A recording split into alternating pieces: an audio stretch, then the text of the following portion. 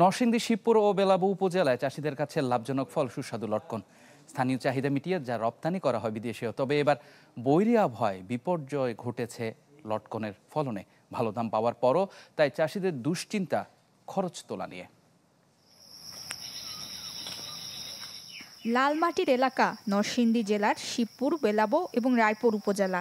এসব অঞ্চলের ভেতরে ঢুকলেই চোখে পড়বে ছায়াঘেরা লটকন বাগান। মাটি এবং আবহাওয়া লটকন চাষের জন্য উপযোগী, আবার কম খরচে লাভ বেশি, তাই বাড়ছে এই ফলের চাষ।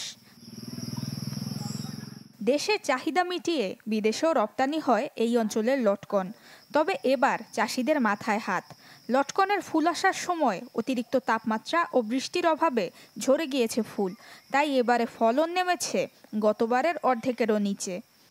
আগের বছরতে এবছর ফলন খুব কম আছে, আগের বছর খুব ভালো ছিল। গৃহস্থরা দাম ভালো আছে, যারা কিনছে তারা একটু লসের সম্ভাবনা বেশি। গত বছর প্রতি বাজারে উঠতো ধরেন 500, 600, 1000 মন।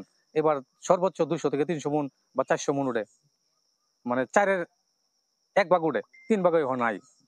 একটি লটকন গাছে সাধারণত 7 থেকে 9 মন ফল পাওয়া যায়। এবছর কোনো গাছেই 1 মনের বেশি ফল ধরেনি। বৃষ্টি মতো লইছে না সময় মতো, যার দরুন আর যাওই আছে তার জয়রা পড়ে গেছে।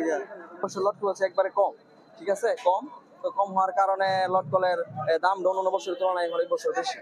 আমরা কৃষকদের সার ব্যবস্থাপনা, কীটনাশক ব্যবস্থাপনা সহ গাছের বিভিন্ন ধরনের ব্যবস্থাপনা আছে, যেগুলা কৃষকদের সময় মতো করার জন্য আমরা উপসহকারী কৃষি কর্মকর্তা, উপজেলা কৃষি অফিস তথা জেলা অফিস থেকে সবসময় নির্দেশনা প্রদান করি।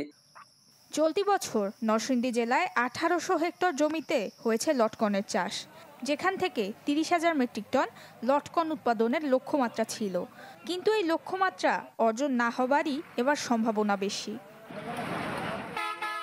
Desk report, channel 24।